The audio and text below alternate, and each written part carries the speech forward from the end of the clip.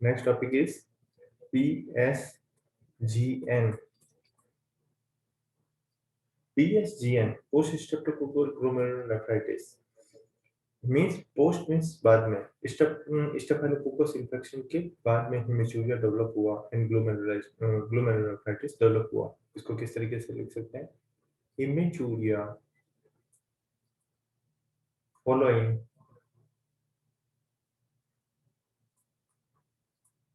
Respiratory tract infection, respiratory tract infections. और ये चीज मैंने पहले भी एक्सप्लेन की थी जब हम कनेक्टिव टिश्यू डिसऑर्डर सीटीडी को कंप्लीट कर रहे थे, तब मैंने बीच में बताया था जब हम शॉलिन परप्यूरा की बात की थी एंड वहां पे मैंने ये चार्ट बताया था। वापस से मैं बता रहा हूँ, अगर फॉलोइंग मतलब लेस देन 1 वीक में अगर डेवलप होता है हिमेचूरिया, तब इसको हम क्या बोलते हैं? सिम्फेरिंजाइटिस, सिम्फेरिंजाइटिक। ओके, अगर ये time greater than 1 week, sorry greater than 1 week है, तो इसको हम क्या बोलेंगे? Delayed. Greater than 1 week known as a delayed. Synpharyngitis का एग्जांपल क्या था? IgA nephropathy, IgA nephropathy. Delayed में भी 2 टाइप बताए थे मैंने। ओके, तो डिलेड में है HSP and post streptococcal glomerulonephritis, post streptococcal glomerulonephritis.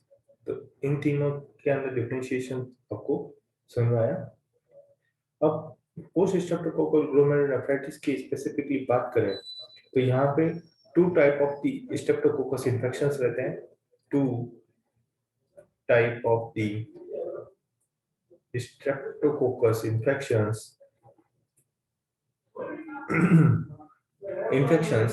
where upper respiratory tract infections URT, और second is the skin। तो कौन कौन से स्ट्रेन्स हैं स्ट्रेप्टोकोकस के जो कि डेवलप करते हैं रेस्पिरेटरी अपर रेस्पिरेटरी इन्फेक्शंस को? लाइक स्ट्रेन्स की बात कर रहा हूँ। स्ट्रेन्स ये कभी पूछा नहीं जाता बट नॉलेज के लिए पता होना चाहिए। 1 2 M1 M2 M3 M4 M25 M49, these are the strains of the streptococcus जो कि मेनली एंड मेनली विंटर्स में क्या डेवलप करेंगे? अपर रेस्पिरेटरी ट्रैक्ट इन्फेक्शंस को। और टाइम कितना लगाएंगे? After the 1 to 3 weeks, 1 to 3 weeks. अगर स्किन इन्फेक्शन डेवलप कर रहा है तो स्ट्रेन कौन से होंगे स्ट्रेप्टो के? M47 M49 M55 M2 M60 M57। Okay, जो कि मेनली समर्स में, तो समर्स में ही स्किन डिजीज डेवलप होती है तो उसके वाइज याद रहेगा। एंड विंटर्स में हमारे को respiratory infections and asthma develop होता है तो उस wise upper respiratory tract infections के स्ट्रेन्स याद रहेंगे। ओके, जहाँ पे मेनली ग्रेटर देन 2 वीक्स में सिम्टम्स डेवलप होते हैं। ओके, कोई कंफ्यूजन नहीं? देन हम नेक्स्ट लेते हैं ल्यूपस नेफ्राइटिस को। Next topic is lupus nephritis।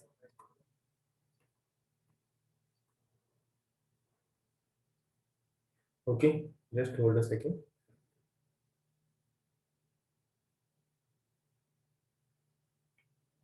Okay, lupus nephritis में याद रखने की चीजें कौन सी है? मेन इसका पॉइंट बनता है इसके ग्रेड से।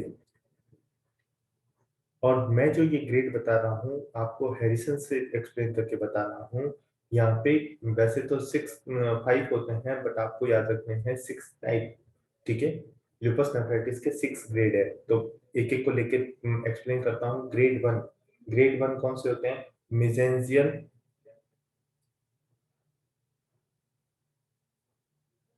Lupus nephritis, mesangial lupus nephritis, जिसमें क्या देखने को मिलेगा, लाइट माइक्रोस्कोप बिल्कुल normal, but immunofluorescence and electron microscope में दोनों में क्या देखने को मिलेगा हमारे को, immune deposits seen in the मिसेंजियम,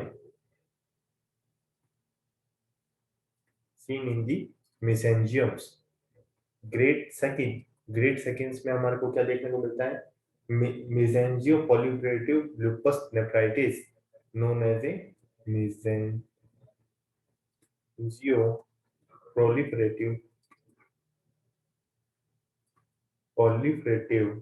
lupus nephritis, नाम याद जरूर रखना। यहाँ पे क्या मिलेगा हमारे को, लाइट माइक्रोस्कोप में इंक्रीज दी सेलुलरिटी, जैसे कि मैंने बताया था पहले ही, लाइट माइक्रोस्कोप में हम क्या देखते हैं, first thing is the cellularity and second thing is the thickness of the basement membrane. Okay, then light microscope increase the cellularity of the mesangial cell. Mesangial cell, light micro electron microscope and immunofluorescence में क्या देखने को मिलेगा, वही immune deposit in the mesangium. Okay, then third thing is the third grade is the focal. Third thing is the focal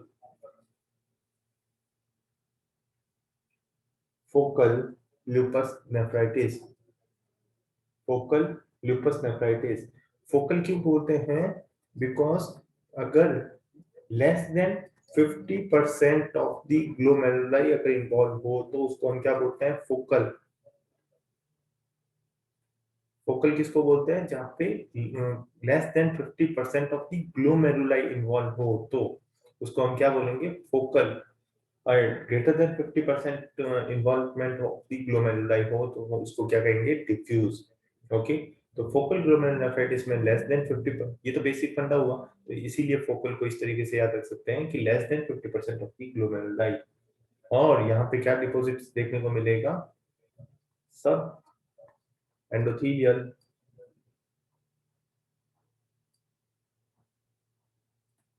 deposits, सब endothelial deposit देखने को मिलेंगे।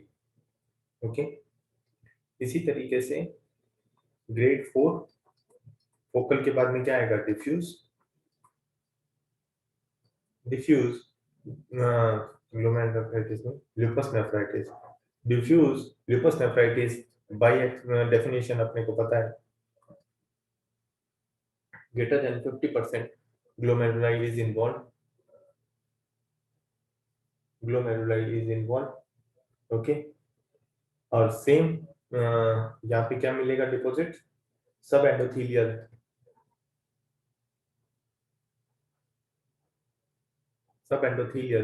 डिपॉजिट्स देखने को मिलेंगे। Grade 5 known as a membranous lupus nephritis. Membranous lupus nephritis जहाँ पे हमारे को क्या मिलेगा? लाइट माइक्रोस्कोप में थिक, क्योंकि मैंने एक बेसिक फंडा बताया था, membranous means the thick basement membrane. Thick basement membrane को हम क्या बोलते हैं? मेम्ब्रेनस। तो वो मेम्ब्रेनस ग्लोमेरुलोनेफ्राइटिस हो सकता है या मेम्ब्रेनस लूपस नेफ्राइटिस हो सकता है। तो लूपस नेफ्राइटिस तो है, बट अब हमने कौन सा वर्ड पकड़ा? मेम्ब्रेनस को। तो membranes means the thick basement membrane and thickness of the basement membrane किसमें शो होती है? लाइट माइक्रोस्कोप में। वो जरूर है कि हमारे को इलेक्ट्रॉन माइक्रोस्कोप में भी दिखेगा, बट लाइट माइक्रोस्कोप ही करने से हमारे को ये चीज शो हो जाएगी। तो it showing membranes lupus nephritis develop हुआ है, मींस ग्रेड 5 है वो। ग्रेड 6 लास्ट ग्रेड कौन सा हुआ? It is the advance fibrotic या स्क्लेरोसिस।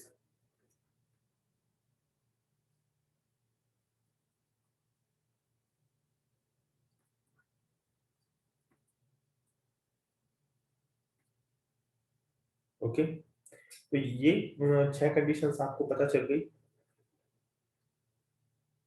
ये 6 कंडीशंस आपको पता चल गई। तो हम नेक्स्ट स्टार्ट करते हैं, इनमें से कौन सी सबसे ज्यादा बैड प्रोग्नोसिस है। Bad prognosis, which type grade 3, grade 4 and grade 5 are the bad prognosis। Next question, जो क्वेश्चंस बनते हैं वो मैं बता रहा हूँ, लूपस नेफ्राइटिस से किस तरीके से क्वेश्चन बनते हैं। पहला क्वेश्चन बैड प्रोग्नोसिस कौन सा है, ऑल एक्सेप्ट करके क्वेश्चन पूछा जाएगा। तो 3, 4 और 5, छठा इसके अंदर एडवांस बैड प्रोग्नोसिस के अंदर नहीं आता है। ठीक है, इसके पीछे रीजन वगैरह उसमें अपने में मत जाइए, क्योंकि वहां पे हैरिसन में इसका पूरा बड़ा एक्सप्लेनेशन है। बट अभी के लिए इतना सा याद रखिए, bad prognosis is grade 3, grade 4 and grade 5। Okay, अब नेक्स्ट क्वेश्चन जो बनता है, नेक्स्ट क्वेश्चन देखिए, which type is shows the wire loop या which grade shows the wire loop lesion। Wire loop lesions क्यों दिखते हैं कि वायर लूप शेप में ही हमारे सब एंडोथेलियल डिपॉजिट्स मिलते हैं। तो it is associated with stage, सबसे most commonly seen in the grade 4, then grade 3 and then grade 5। Okay, तो मोस्ट अगर तीनों ही ऑप्शन में है तो आपको टिक क्या करना है, ग्रेड 4।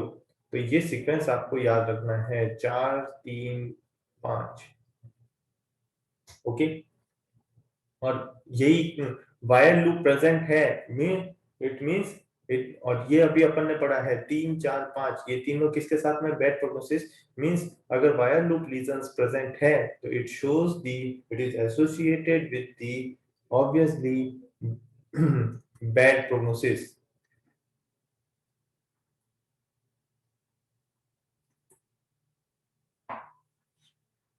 अगर वायर लूप लीजन्स प्रेजेंट है तो it shows the bad prognosis. Okay, then next आता है हमारा आईजीए नेफ्रोपैथी। अब आईजीए नेफ्रोपैथी के दूसरे नाम पता होना चाहिए। Other name of IgA nephropathy is the membranoproliferative glomerulonephritis, okay, and Berger's disease, and Berger's disease. Okay, question किस तरीके से पूछा जाता है ये याद रखना है अपने को। Most common glomerulonephritis world wide, answer is IgA nephropathy. Okay, अगर क्वेश्चन दूसरी तरीके से पूछा जाए कि रिकरेंट, और ये कई बार क्वेश्चन पूछा गया है, recurrent haematuria, recurrent haematuria in childhood, most common cause is IgA nephropathy.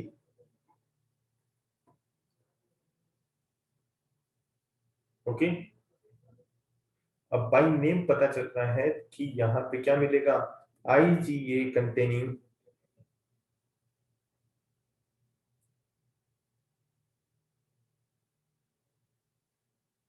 IgA containing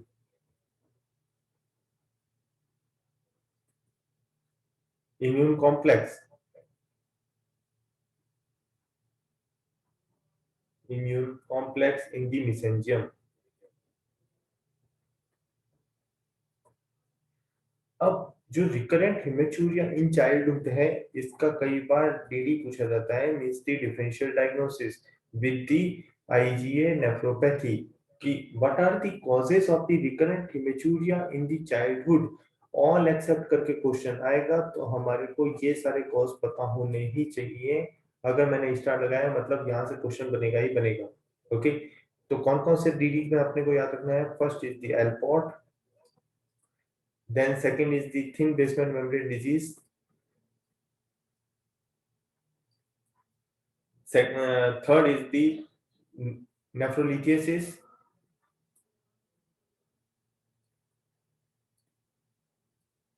renal calculi मतलब HSP, इनोसोलिन परप्यूरा। जब कनेक्टिव टिश्यू बताया था तब मैंने बताया था यहाँ पे Henoch Schonlein purpura and hypercalcaemia.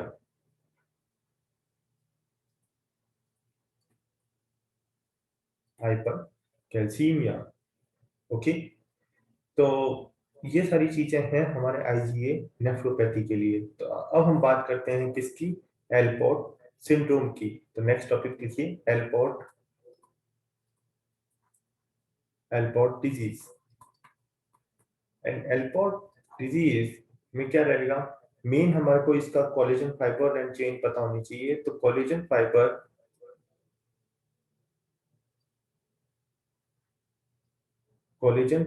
4 of alpha chain 6 of alpha chain 6। Actual में टोटल अल्फा 6 चेन्स होती हैं। जो अल्फा 1 एंड अल्फा 2 होती है वो होती है हमारी क्रोमोसोम नंबर 6 पे। अगर अल्फा 3 एंड अल्फा 4 चेन की बात करें तो वो मिलती है हमारे क्रोमोसोम नंबर 2 पे। And alpha 5 and alpha 6, mainly alpha 5 x chromosome linked होती है।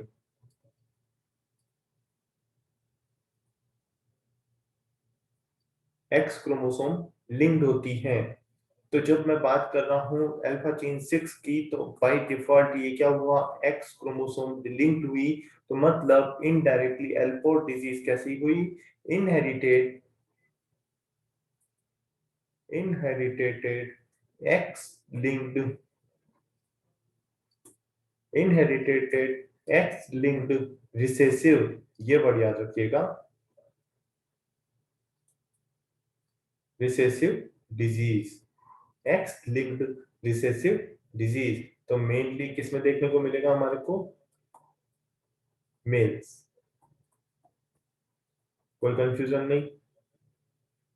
डिफेक्ट हमारे को अगर ऑप्शंस में आता है तो वो कौन सा मिलेगा हमारे को, अल्फा चेन 6 या alpha defect in the alpha 5 of the collision 4। तो दोनों ही ऑप्शंस में देखने को मिल सकते हैं आपको, ठीक है। बट अगर दोनों ही ऑप्शन में है तो क्या टिक करना है अपने को, अल्फा 5 ऑफ कोलिजन 4, ठीक है।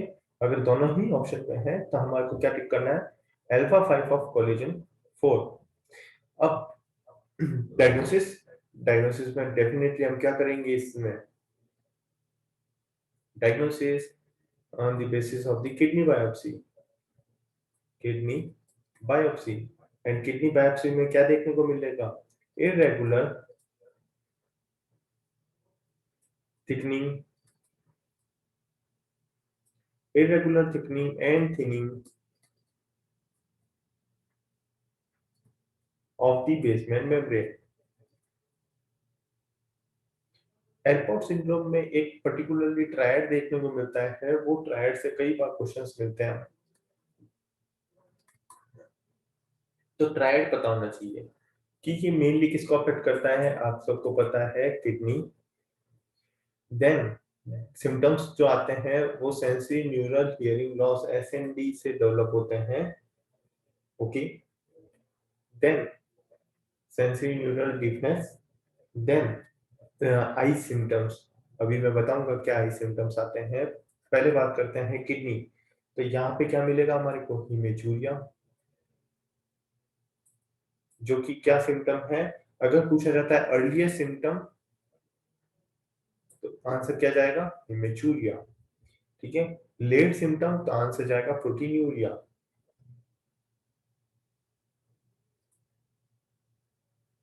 Is the late symptom. Then mental retardations देखने को मिलती है।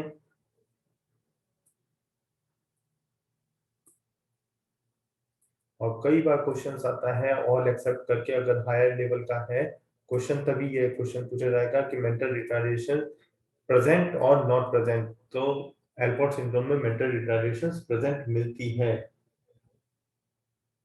Okay, then sensitive neural difference के अंदर मोस्ट कॉमनली हमारे को क्या मिलता है, most common extra renal symptoms है ये। Extra renal symptom is the SND। कुछ भी हो, आई वगैरह कुछ भी टिक नहीं करना है अपने को। क्या टिक करना है एलपॉट में। Most common extra renal symptom अगर है तो वो क्या है, SND, sensory neural deafness. And it is for higher tone.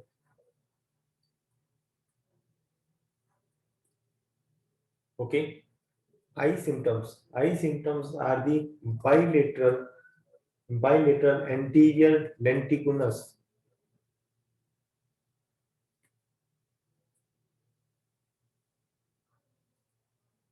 bilateral anterior lenticulus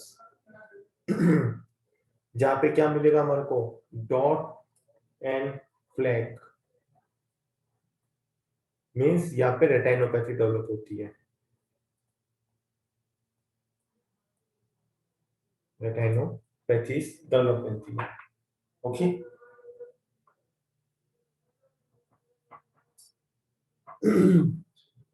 sorry, just hold a second.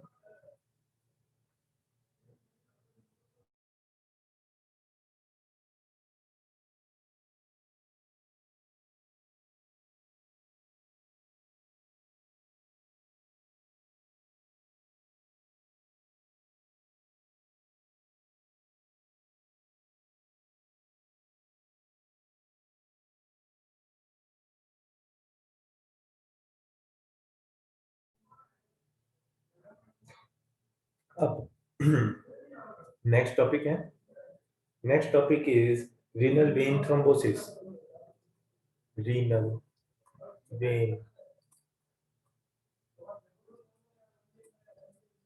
कई सारे क्वेश्चंस बनते हैं रीनल वेन थ्रोम्बोसिस से, किस तरीके से, बहुत इंपॉर्टेंट टॉपिक भी है ये। पहला क्वेश्चन, मोस्ट कॉमन कॉज।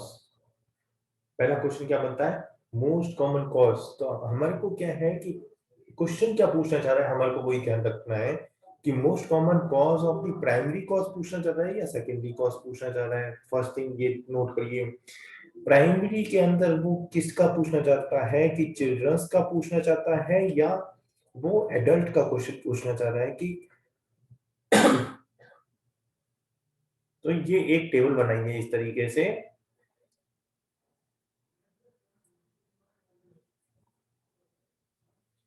कि क्वेश्चन आता कैसे है कि most common primary cause in children, तब आंसर क्या करना है हमारे को, डिहाइड्रेशन। अगर क्वेश्चन पूछा जाता है most common secondary cause in children, answer क्या देना है हमारे को, ट्रॉमा। अगर देखिए, हम अगर मैं इनको लाइनों में लिख देता तो भी इतने अच्छे से याद नहीं रहता, क्योंकि टेबल वाइज अगर मेरे को ये चीज अच्छे से याद रहती है तो आप भी इसको टेबल फॉर्म में याद रखिए, अच्छे से याद रहेगा आपको एंड लॉन्ग टर्म मेमोरी में रहेगा आपको। अगर क्वेश्चन पूछा है primary cause in adult, most common cause is nephrotic syndrome, क्योंकि ये बहुत कंफ्यूजिंग है इसीलिए मैंने इसको टेबल बनाई है, nephrotic syndrome. Then secondary cause in adult की अगर बात करें तो वहां पे कुछ भी हो सकता है, लाइक लिम्फ नोड एनलार्जमेंट हो, या कोई ट्यूमर हो, या कोई aortic aneurysm.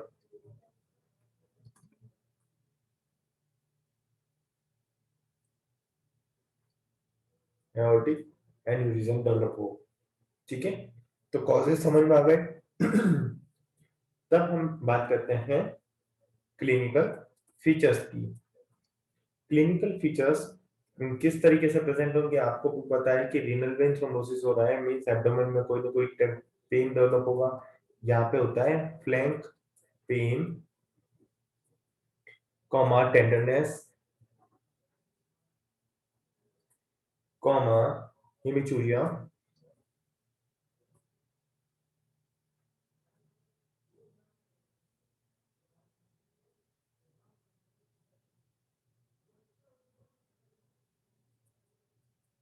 Comma haematuria, then rapid decrease in the renal function, rapid decrease in renal functions, okay, then proteinuria, then proteinuria. Most important question अगर रीनल वेन थ्रोम्बोसिस से पूछा जाता है, एक तो बनता है most common cause and second question बनता है most common site. Sorry, site mean side.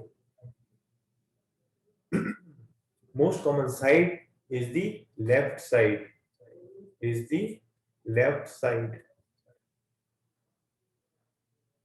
तो ये दो चीजें रीनल वेन थ्रोम्बोसिस में याद होनी ही चाहिए. फिर अगर रीनल वेन थ्रोम्बोसिस से क्वेश्चन अगर बनेगा तो वो इंपॉर्टेंट क्वेश्चन बनता है इसके डायग्नोसिस से. रेड पेन से लिख रहा हूं, मतलब क्वेश्चन बनेगा कि screening, best screening test for diagnosis of the, for screening या sensitive test for the renal vein thrombosis.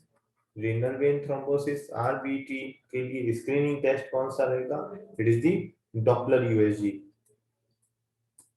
Doppler USG. Okay. अगर क्वेश्चन आ जाता है most sensitive, most sensitive, most sensitive test is CT angiography.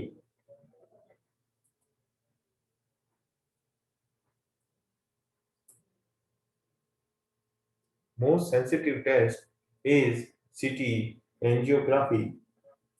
अब question बनता है, क्योंकि हम ग्लोमेरुलोनेफ्राइटिस से रिगार्डिंग हम रीनल वेन थ्रोम्बोसिस को पढ़ रहे थे, तो क्वेश्चन पूछा जाता है RVT is most commonly associated with which type of the glomerulonephritis?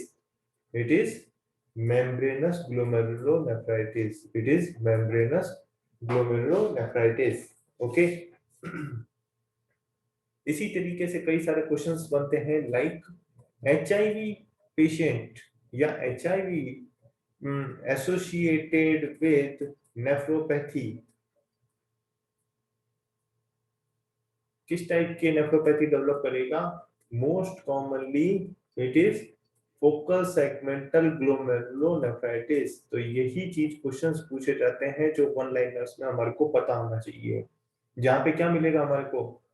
Please rejoin again with same ID and password, because class 10 minutes में ओवर हो जाएगी. ओके. तो मैं बात कर रहा था एचआईवी, जहाँ पे फोकल सेगमेंटल देखने को मिल रहा है, तो यहाँ पे क्या मिलेगा? कोलैप्सिंग ग्लोमेरुलोपैथीज मिलेगी, जहाँ पे कोलैप्स हो जाते हैं ग्लोमेरुलस. तो जहाँ पे भी HIV associated glomerulo means focal segmental glomerulonephritis develop हुआ है, it is with the bad prognosis. It is with the bad prognosis, क्योंकि यहाँ पे क्या डेवलप होता है? कोलैप्सिंग, कोलैप्सिंग ग्लोमेरुलोपैथी, ग्लोमेरुलोपैथीज डेवलप होती है. इसी तरीके से क्वेश्चन आता है हमारा हेपेटाइटिस सी, हेपेटाइटिस सी. और जब मैंने हेपेटाइटिस कवर करवाया था तब मैंने बताया था आपको hepatitis C it is associated with the essential क्रायोग्लोबिनीमिया.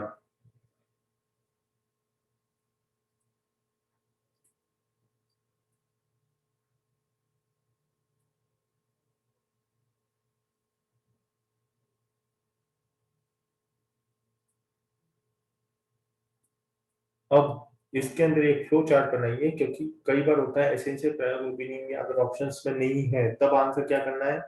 Membranes glomerulonephritis. Membranes भी नहीं है तो टाइप 1, टाइप 1 एमपीजीएन. तो ये फ्लो चार्ट आपको याद होना चाहिए. Most common is this, then second, then third. Okay. अगर क्वेश्चन आता है हेपेटाइटिस बी का, तो इसका आंसर आप खुद कर सकते हो कि अगर क्वेश्चन पूछा है हेपेटाइटिस बी इन चिल्ड्रंस, तो आंसर क्या जाएगा? Membranes glomerulonephritis. अगर इन एडल्ट्स पूछा है, विद इंक्रीजिंग एज पूछा है, तब आंसर क्या जाएगा? Membranoproliferative glomerulonephritis, membranoproliferative glomerulonephritis. ठीक है. And hepatitis B is also associated with the PAN एक बार वापस कनेक्टिव टिश्यू डिसऑर्डर खोल के देख लेना, मैंने बताया है hepatitis B associated with the PAN, okay, या PAN associated with the hepatitis B, okay. अब हम बात करते हैं डायबिटिक नेफ्रोपैथी की।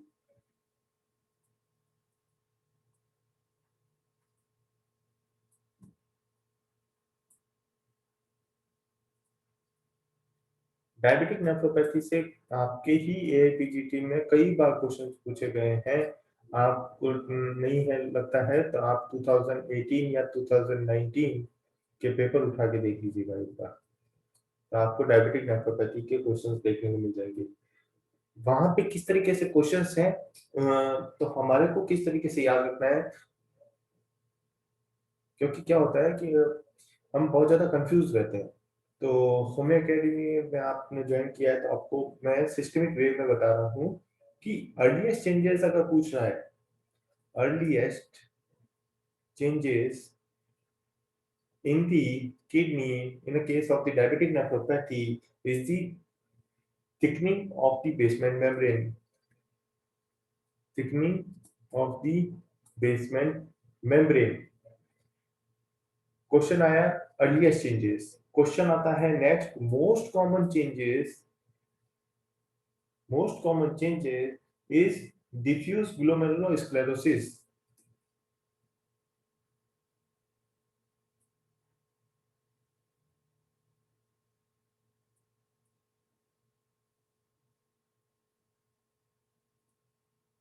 Diffuse ग्लोमेरुलोस्क्लेरोसिस।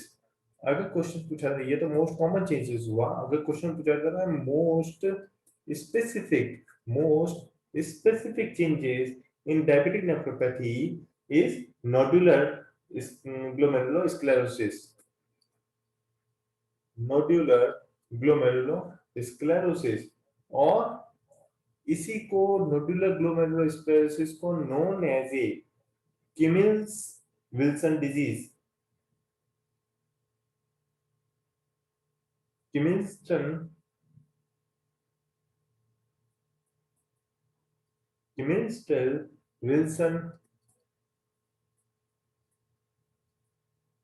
Disease,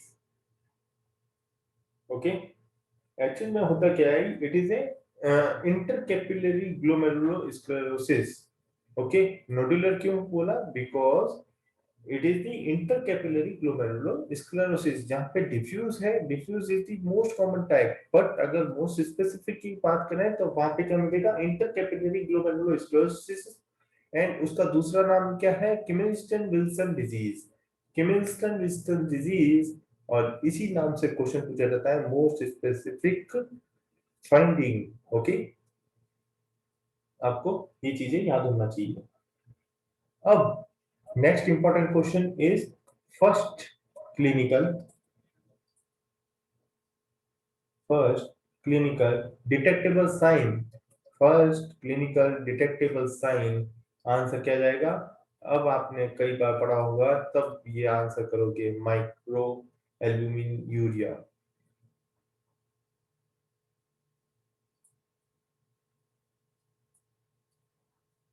okay.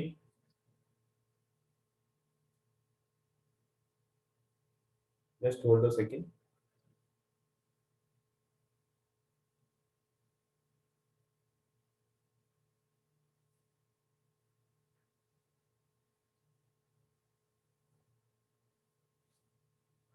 First clinical sign is microalbuminuria, okay. अब नेक्स्ट आता है हमारा क्या, डायबिटिक नेफ्रोपैथी में स्पॉट यूरिन के अंदर हमारा एल्बुमिन जो मिलना चाहिए, स्पॉट यूरिन की अगर बात करें तो वहां पे हमारा एल्बुमिन क्रिएटिन की अगर बात करें, वहां पे प्रोटीन कितना होना चाहिए, 30 to 300 माइक्रोग्राम पर mg। अब ये इंपॉर्टेंट नहीं है, इंपॉर्टेंट जो चीज है वो मैं अब आपको बता रहा हूँ, जो कि लास्ट के 2 मिनट्स है हमारे पास में, तो हमारे को ये पता होना चाहिए कि डायबिटिक नेफ्रोपैथी में अर्लीस्ट चेंजेस पता है, मोस्ट कॉमन चेंजेस पता है, most specific and first clinical, ये चीजें पता है। बट यहाँ पे एक फीचर्स डेवलप होते हैं या साइन डेवलप होते हैं, जिसको क्या बोलते हैं, capsular drop, capsular drop. What is capsular drop? And second, fibrin cap, fibrin cap. Actual में क्या होता है यहाँ पे जो हमारा बोमन्स कैप्सूल है, बोमन्स कैप्सूल के अंदर क्या होता है, पैराइटल सेल्स की थिकनिंग हो जाती है एंड वहां पे इयोसिनोफिलिक इस तरीके से शो होते हैं, इस तरीके से। ओके, तो एक लाइन लिखिए, इयोसिनो,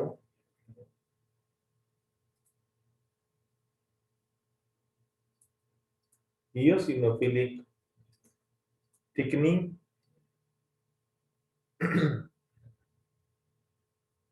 eosinophilic thickening of the parietal layer,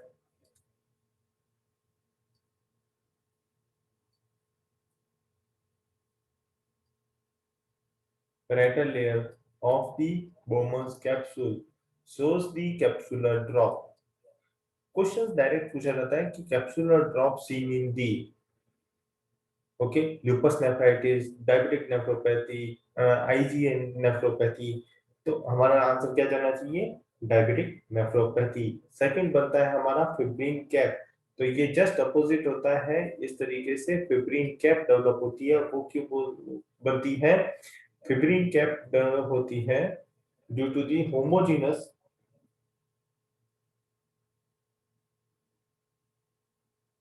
homogeneous eosinophil,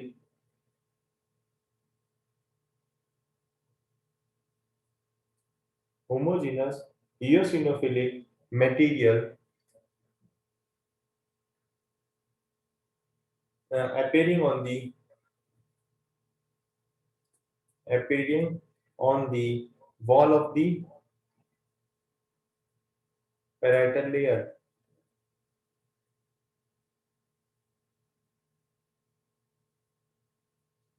parietal layer से भी स्पेसिफिक वर्ड लिख सकते हो, पेरिफेरल कैपिलरी,